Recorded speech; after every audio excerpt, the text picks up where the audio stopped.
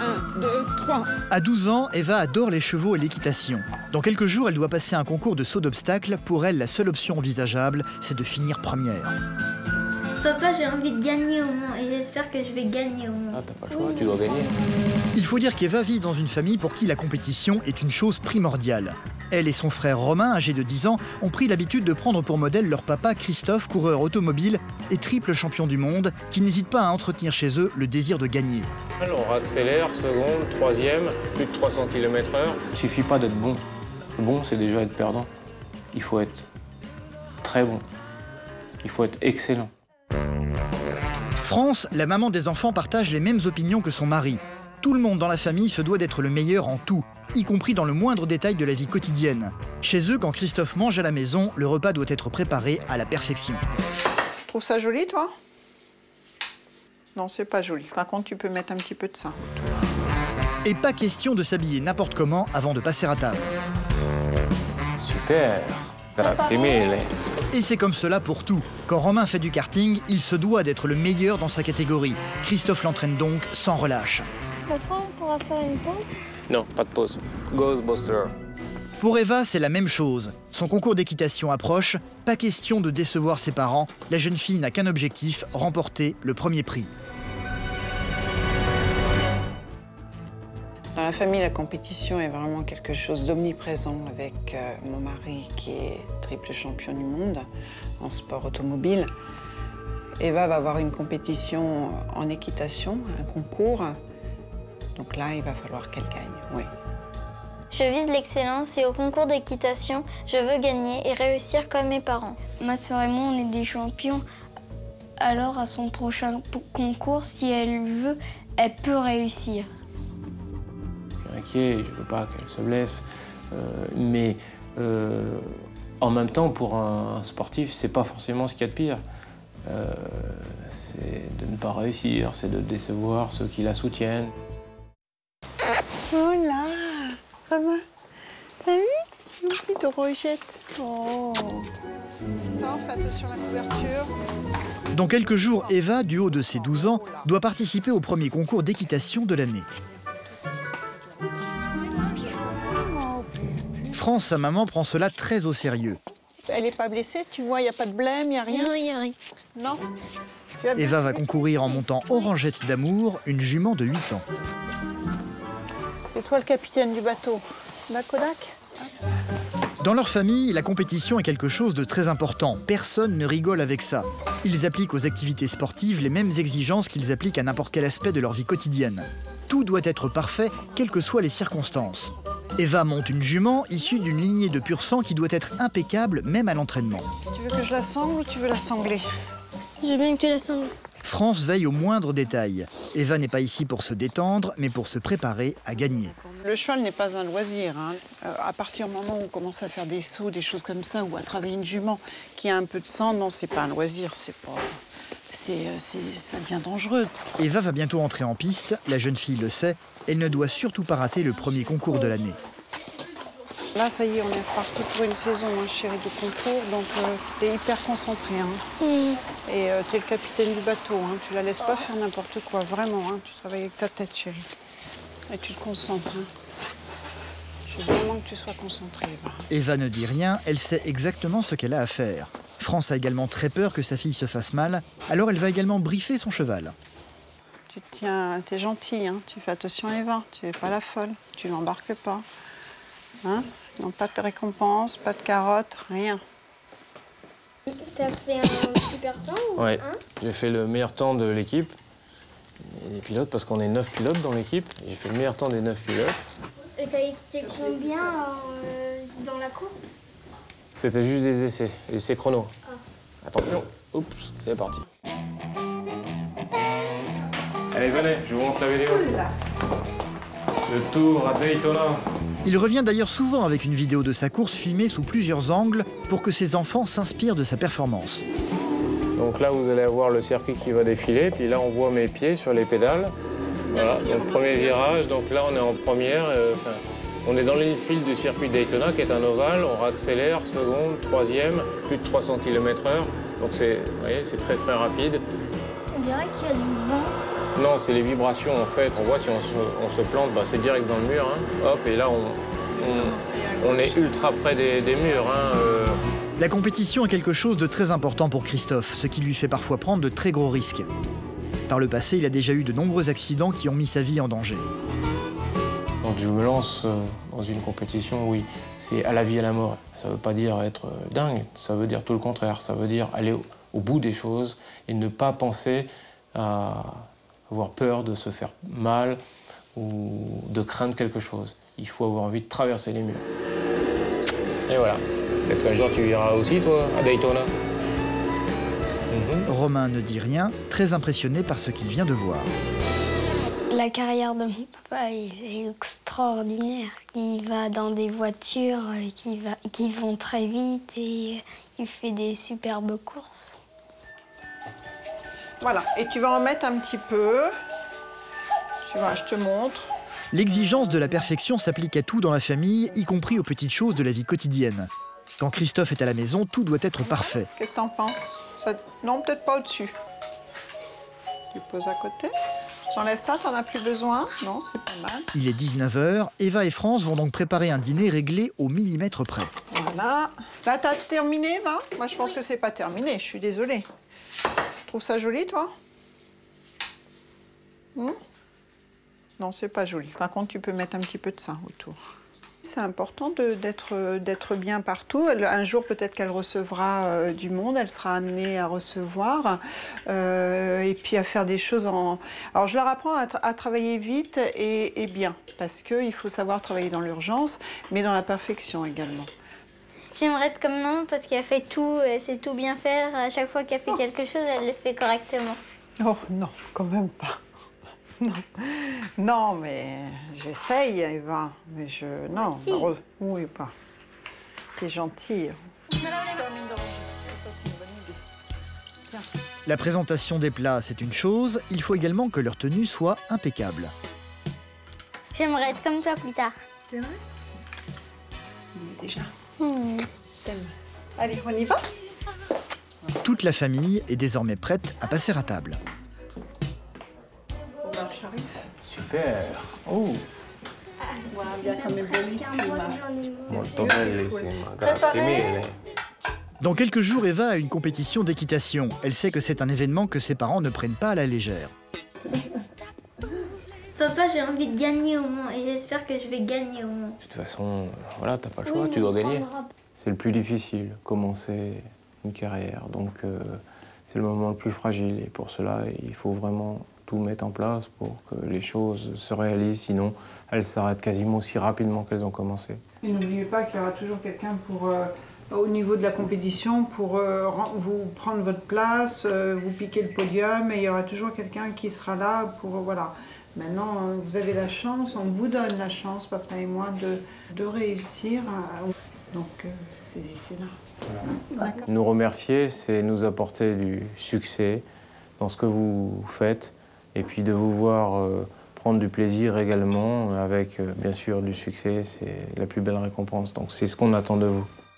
Et alors, le mot de la fin, ce sera gagner. Gagner, gagner, gagner.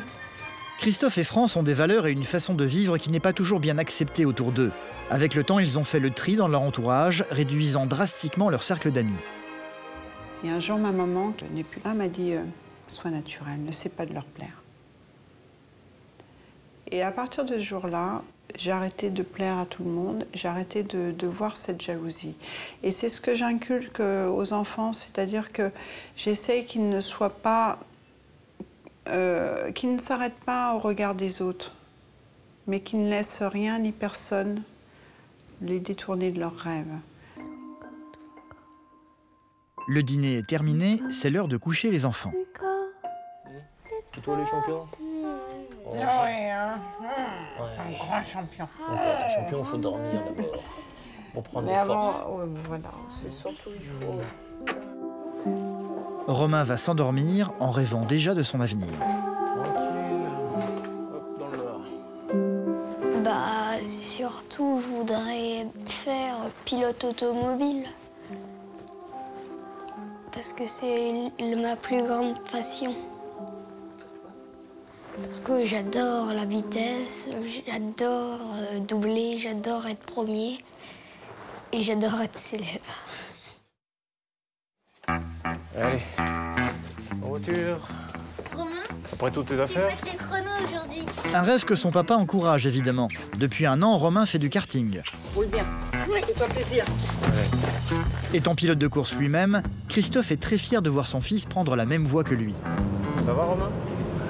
Bon, ben, on va essayer de bien travailler parce que tu sais que c'est très important d'être bien concentré sur ce que je vais te dire et d'appliquer sereinement, point par point, tout ce qu'il faudra faire.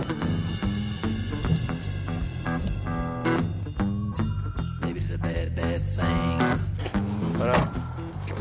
Ça va? Bonjour. Romain, ça va? Dans la remorque se trouve le petit bolide de Romain.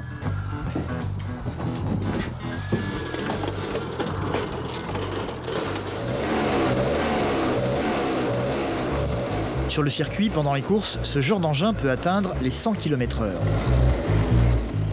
Prends ton temps là pour tourner là, tu sais, c'est ultra étroit. Hein. Donc tu me regardes et tu prends ton temps. Hein.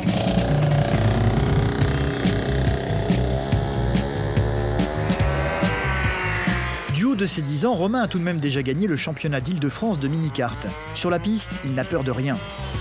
De quoi rendre fier son papa. Je me souviens, moi, précisément, de la première fois que je me suis installé dans un kart, j'étais complètement effrayé. Et je me suis dit, peut-être qu'il sera comme moi. Et puis, non, c'était même le contraire. Il n'était pas du tout effrayé.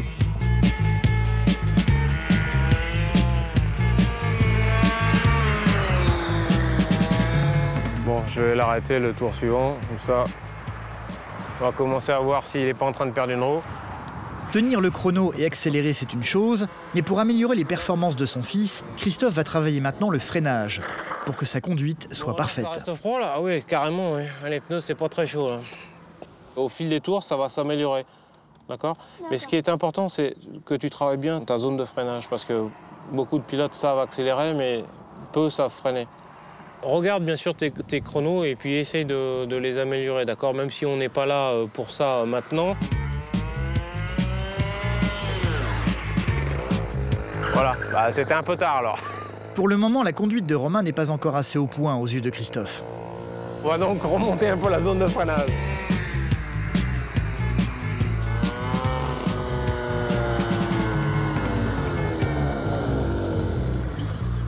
Je veux que tu aies du feeling sur la pédale de frein. Je veux que tu sois à la limite du blocage de tes roues arrière, d'accord? Allez. Papa, on pourra faire une pause? Non, pas de pause. Ghostbuster. Allez, monsieur Romain. On n'est pas là en vacances. Pas de pause pour le petit garçon. Cela fait partie de la discipline pour Christophe. Quand je viens faire des essais et qu'ils me demandent de faire une pause, c'est clair qu'ils ont toujours la même réponse, non. C'est moi qui décide au moment où on va s'arrêter et c'est certainement pas maintenant. Alors Romain fait des tours de piste encore et encore. C'est vrai que ça me plaît ce que je vois là. C'est de la graine de champion. Pareil, 54-0 là sur le... Ouais. C'est bien, c'est parfait. Romain, voilà, tout à l'heure, il était fatigué, il en avait marre, il voulait s'arrêter et maintenant il s'est surpassé, il a fait des excellents chronos. Il ne s'est pas plaint, c'est moi qui décide de l'arrêter. Et voilà, là c'est le petit aigle qui se réveille. C'est bien Romain, tu as très très bien roulé. J'étais tellement fatiguée, j'ai pleuré dans ma vie. D'accord, ça on le dira pas alors. Allez, ramène la carte.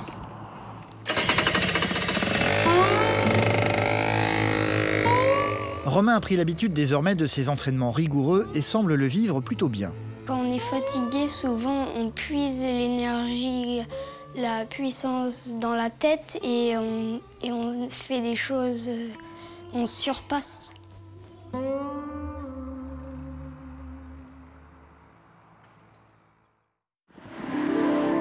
Eva, la plus grande, va devoir bientôt affronter son concours d'équitation qui doit se dérouler au Mans. Ils vont arriver dans l'après-midi, le concours a lieu demain. Avant d'aller à leur hôtel, Christophe veut absolument amener sa fille sur le circuit des 24 heures du Mans, la première course qu'il a gagnée dans sa carrière de coureur automobile. Tu l'as franchi le premier, eh bien tu as gagné la course. Et ouais. C'est un endroit qui restera à jamais pour moi, particulièrement cette zone gravée dans mon esprit. Remporter 24 heures du Mans, c'est magique, il n'y a pas plus fort dans le milieu automobile. Papa, je vais faire tout pour réussir comme toi et encore meilleur. Être championne olympique. Ben, je te le souhaite, ma princesse. Et en Eva, on a beaucoup de points communs parce que clairement, Eva a cet esprit de compétition. Elle n'aime pas perdre, elle veut gagner, elle veut réussir. Et dès que le feu est ouvert, ça part. Et plus rien ne peut l'arrêter.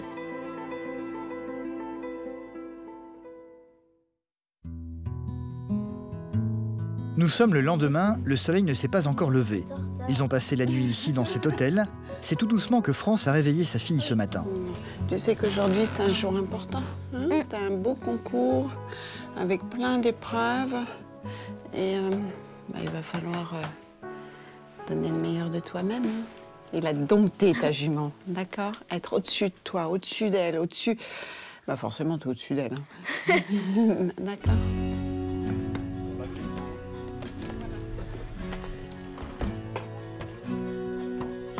Merci à vous. À tout à l'heure. La spécialité de Christophe, ce sont les courses de voitures. L'équitation, c'est plutôt le domaine de France. C'est donc elle qui va préparer psychologiquement leur fille à la compétition. Tu penses à bien t'aligner, surtout. Tu fais un beau tracé. Et t'es pas sous la cadence non plus. Hein. Tu te mets un bon galop, pas trop vite, que tu puisses tourner serré. D'accord, Eva? Je me sens bien forme. C'est vrai. Philippe, le coach d'Eva, a également fait le voyage. C'est avec lui qu'elle va faire un premier repérage de son parcours d'obstacles. La forme? Oui. Bonjour, vous allez bien? Ça va? Oui. Super. Bon, on fait cette reconnaissance? Oui. Allez, on est parti. Ça a l'air d'être un beau parcours, hein? Notre obstacle numéro 1, il est là. Donc tu vas partir galop à droite comme ça, tu prends de la distance, tu prends du galop. Avant de partir, quand la cloche a sonné, tu vérifies que tu as du galop et que tu puisses freiner derrière, d'accord? Eva va devoir affronter 2 épreuves dans la journée. Pour la première, elle aura à franchir une douzaine d'obstacles sans tomber, un parcours qui inquiète énormément sa maman. Il y a des grosses barres, hein, quand même. Hein? Il y a des grosses barres, là. C'est gros? Des belles barres. Christophe, lui, se sent un peu perdu. Bien sûr, la différence entre une voiture de course et un cheval, c'est très très différent. Donc je ne suis pas d'excellents conseils pour elle sur le cheval. Oh, ça sent le cheval, ça. La jument d'Eva, Orangette d'amour, est déjà prête à passer à l'action. Ah, comment tu as senti le parcours? Bien. Ouais. Il est un petit peu différent des autres ou...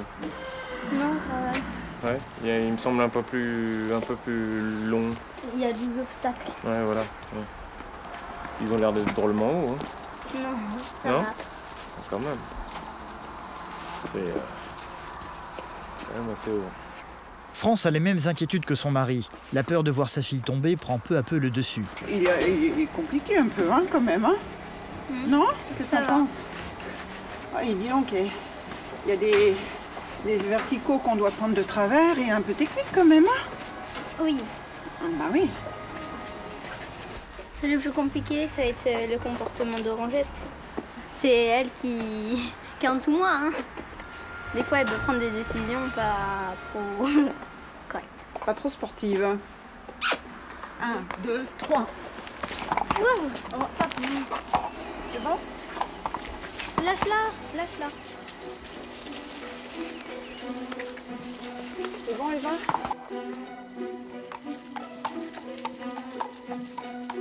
Jusqu'à la dernière minute, France ne va pas quitter sa fille un seul instant. Je suis derrière Eva. Hein. Eva. Eva, donne les pieds. Christophe a envie de voir sa fille gagner, sauf qu'il se sent un peu démuni face à cet univers qu'il ne connaît pas vraiment. Je crains un petit peu pour elle parce que quand on voit ces compétitions, on se dit waouh, c'est impressionnant.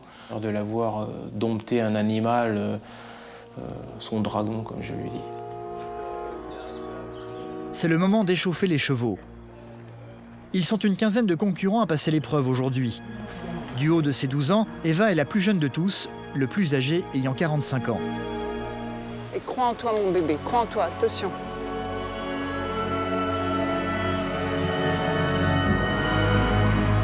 Eva vient d'être appelée, c'est à son tour de passer. Et voilà, c'est le départ pour le dossard numéro 9. Voici Eva Bouchu et Orange. L'enjeu est important pour elle, ce concours va compter pour son classement national. Eva se lance et passe le premier obstacle sans problème. Allez! C'est au deuxième que sa jument va refuser de sauter.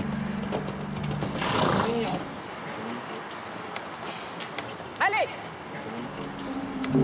Elle va tout de même reprendre confiance en elle et passer l'obstacle suivant au grand soulagement de ses parents. Eva doit faire très attention. Si son cheval refuse de sauter les obstacles 3 fois pendant son parcours, elle sera automatiquement éliminée. On est là, on est sur les bords et puis on peut rien faire. On est spectateur, on n'est pas acteur. Eva a le premier rôle de sa vie. Elle est actrice et elle est là sur sa jument. C'est elle qui fait le travail. Et nous, on est là, on subit quelque part. La tension pour eux va encore monter d'un cran face à l'obstacle suivant.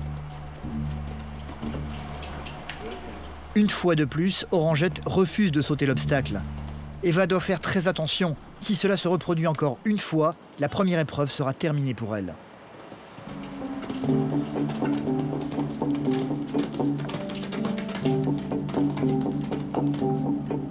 Le parcours semble mieux se dérouler par la suite. Eva enchaîne plusieurs sauts sans problème. Sauf qu'à la moitié du parcours, la sanction va tomber.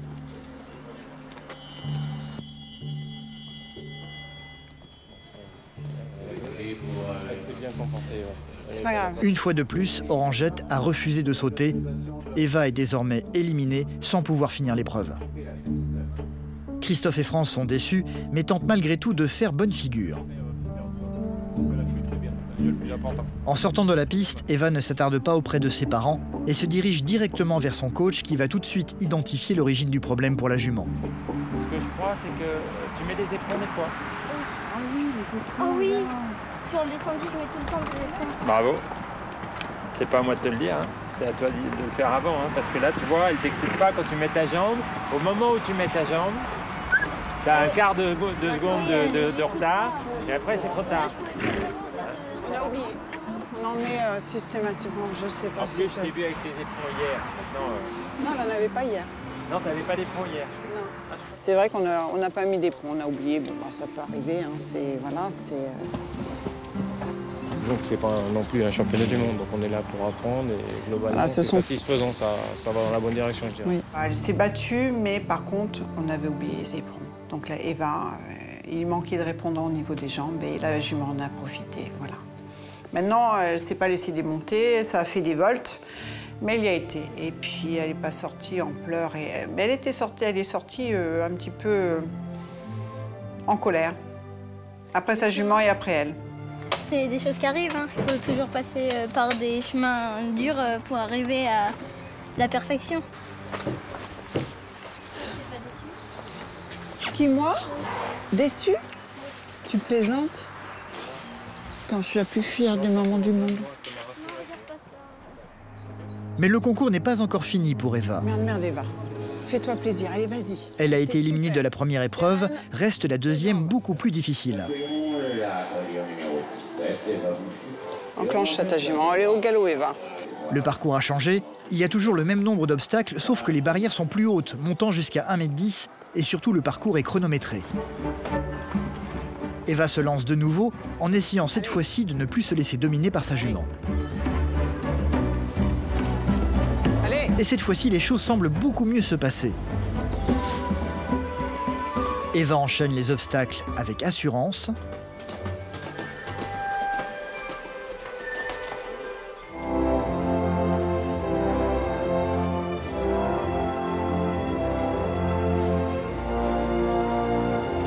Réalisant même un très bon temps au chronomètre.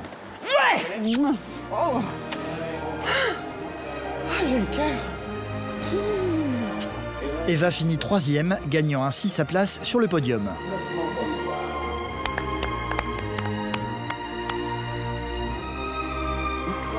Premier concours de l'année, podium. Voilà. C'est un papa heureux qui va assister à la remise de médaille de sa fille aînée. On peut pas espérer mieux là, c'est parfait. À la 3e place, notre cavalière de Bourgogne. Rangette, elle était super bien, elle a fait un sans faute, elle m'a écouté, on s'est compris dans les secondes. Elle était à la perfection là. On pouvait pas dire mieux. Viens mon puce, je suis fier de toi. On t'a super bien monté, t'es une championne. Je t'aime mon puce. Eva est rassurée, la tradition familiale est respectée, elle a remporté un prix et ne compte pas s'arrêter là. Voilà. Je serai championne olympique et championne du monde. Un enthousiasme vite modéré par Christophe le papa.